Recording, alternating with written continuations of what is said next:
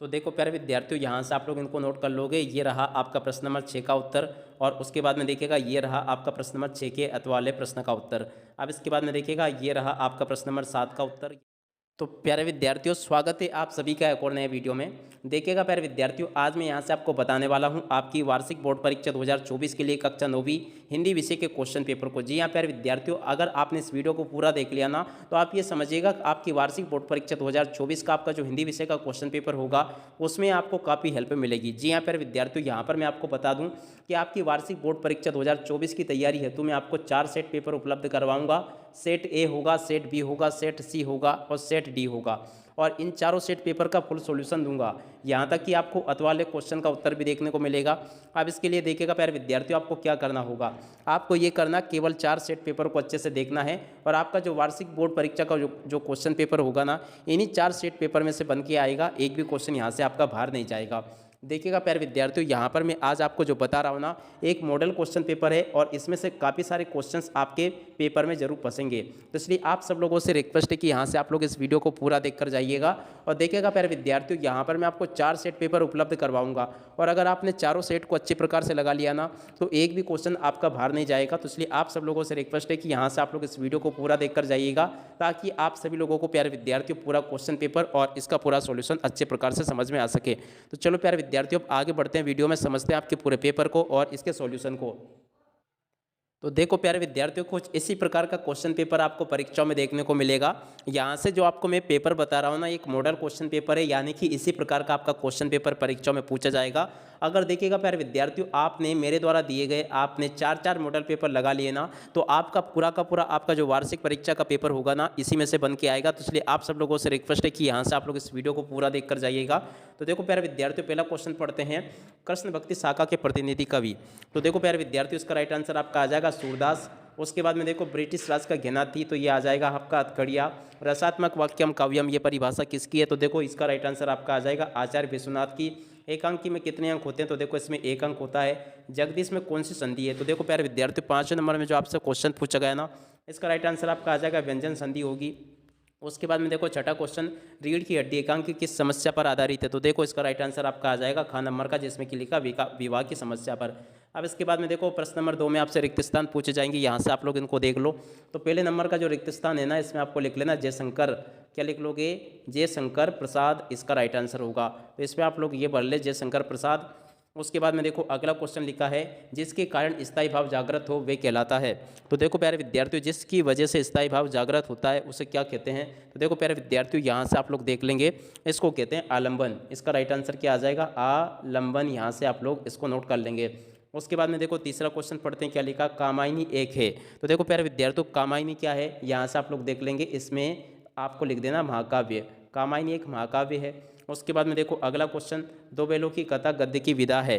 तो देखो दो बैलों की कथा गद्य की कौन सी विधा है, यहाँ से आप लोग नोट कर लोगे, कहानी है। उसके बाद में देखो अगला क्वेश्चन पढ़ते हैं, रेल शब्द है। तो देखो रेल जो है ना, एक विदेशी शब्द है, तो यहाँ से क्या लिख लोगे आप लोग, रेल एक विदेशी शब्द है। उसके बाद में अगला क्वेश्चन, राम स्वरूप विवाह के लिए बेटी की छिपाते थे। तो देखो राम स्वरूप जो थे विवाह के लिए बेटी की क्या छुपाते थे, उच्च शिक्षा। तो यहाँ से लिख लें उच्च शिक्षा, इसका राइट आंसर होगा। अब इसके बाद में हम आगे बढ़ते हैं, अगले क्वेश्चन को देखते हैं। तो देखो यहाँ से देख लो, सही जोड़ी बनाइए। तो देखो सही जोड़ी किस प्रकार से आपको बनानी है, यहाँ से आप लोग पढ़ लेंगे पूरा। तो देखो यहाँ पर से जोड़ी का मिलान इस प्रकार से पूरा का पूरा आप लोग कंप्लीट कर लोगे। देखो जोड़ी मिलान में पहले नंबर पे जो दे रखा ना आपको, देखो जोड़ी मिलान में पहले नंबर की जोड़ी खा नंबर से मिल जाएगी। बीजक के रचनाकार कबीरदास है। 24 मात्रा वाला छंद, तो देखो 24 मात्रा वाला छंद आपका दोहा हो जाएगा। उसके बाद में कई अंकों वाली रचना, तो देखो इसे कहेंगे अब नाटक। उसके बाद में लासा की ओर, देखो ये राहुल सांस्कृतिक की रचना है। विद्यालय में कौन सी संधि है, को देखो इसमें दीर्घ संधि है। रीढ़ की हड्डी, तो देखो यहाँ से जगदीश चंद्र माथुर से इसकी मिलान कर लेना है। अब इसके बाद में देखो अगला क्वेश्चन ये लिखा है, देख ले, जिसमें कि आपको एक शब्द या फिर एक वाक्य में उत्तर बताने हैं। पहला क्वेश्चन, ज्ञान मार्ग की भक्ति शाखा के प्रतिनिधि कवि। तो देखो ज्ञान मार्ग की भक्ति शाखा के प्रतिनिधि कवि कौन होंगे, तो यहाँ से देख लें कबीरदास। कबीरदास इसका राइट आंसर आ जाएगा। उसके बाद में देखो अगला क्वेश्चन देखते हैं, क्या लिखा है, बिना पूर्वापर संबंध के स्वयं के पूर्ण होने पर वाक्य कहलाता है। तो देखो दूसरे नंबर का जो क्वेश्चन लिखा ना, इसको कहते हैं मुक्तक। यहाँ से आपको लिखना मुक्तक काव्य। क्या लिखोगे इसको, मुक्तक काव्य, इसका राइट आंसर आ जाएगा। तो यहाँ से लिख लें आप लोग उसके बाद में देखो तीसरा क्वेश्चन पूछा गया है रिपोर्टाज किस भाषा का शब्द है। तो देखो रिपोर्टाज जो है ना फ्रेंच भाषा का शब्द है। कौन सी भाषा का? फ्रेंच भाषा का शब्द है, तो यहाँ से लिख ले फ्रेंच भाषा, ठीक है।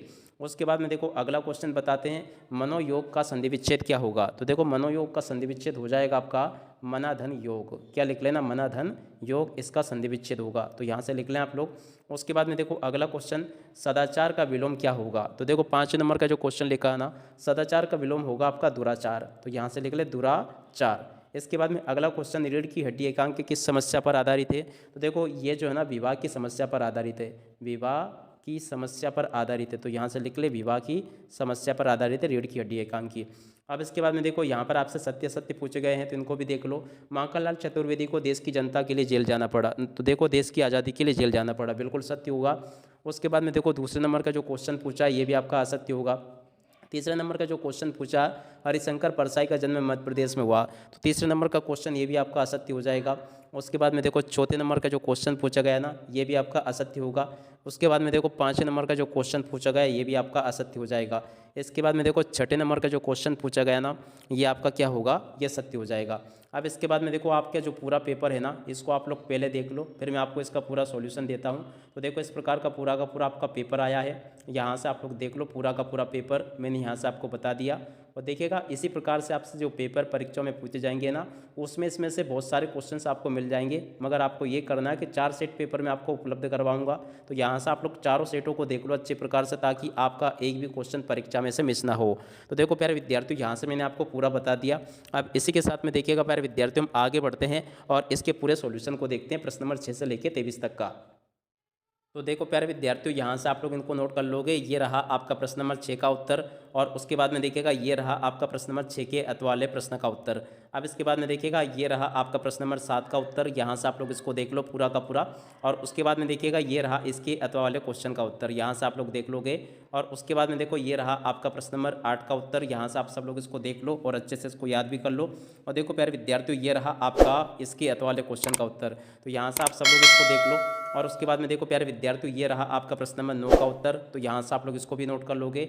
और ये 9 के अतवाले क्वेश्चन का उत्तर दिया गया है, इसको भी आप लोग देख लो पूरा और याद कर लो। और उसके बाद में देखो अगला क्वेश्चन ये लिखा है प्रश्न नंबर 10 का उत्तर, ये यहाँ पर आपको दिया गया है, इसको देख लो। और 10 के अतवाले क्वेश्चन का उत्तर ये यहाँ पर आपको दिया गया है, तो इस प्रकार से आप लोग इसको देख लो पूरा। अब इसके बाद में देखो अगला क्वेश्चन ये लिखा है प्रश्न नंबर 11 का उत्तर ये लिखा है, यहाँ से आप लोग इसको देख लो और पूरा का पूरा इसको समझ भी लो। और उसके बाद में देखो अगला क्वेश्चन देख सकते हो यहाँ पर धुआं के लक्षण पूछे गए, तो यहाँ से आप लोग इसको भी देख लो पूरा का पूरा और समझ लो धुआं के लक्षण। और उसके बाद देखो अगला क्वेश्चन ये लिखा है प्रश्न नंबर 12 में नाटक किसे कहते हैं, नाटक के कितने तत्व माने गए हैं, तो यहाँ से आप लोग इसको देख लोगे पूरा और याद कर लोगे। उसके बाद में देखो अगला क्वेश्चन यात्रा वृत्तांत किसे कहते हैं, तो इसको भी देख लो आप लोग।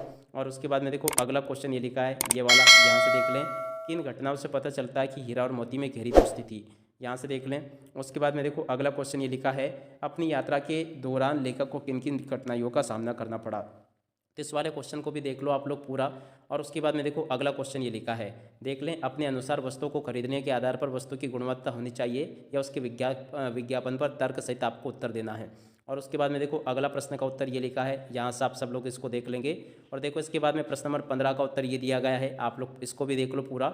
और उसके बाद में देखो अगला क्वेश्चन ये लिखा है, यहाँ से आप लोग इसको देख लो, ये यहाँ पर आपको प्रश्न नंबर 16 दिया गया है और प्रश्न नंबर 16 का अतवाला क्वेश्चन ये लिखा है। देखो इसके बाद में अगला क्वेश्चन ये लिखा मृत्यु का तरल दूध किसे कहा गया, तो यहाँ से आप लोग इसको देख लो।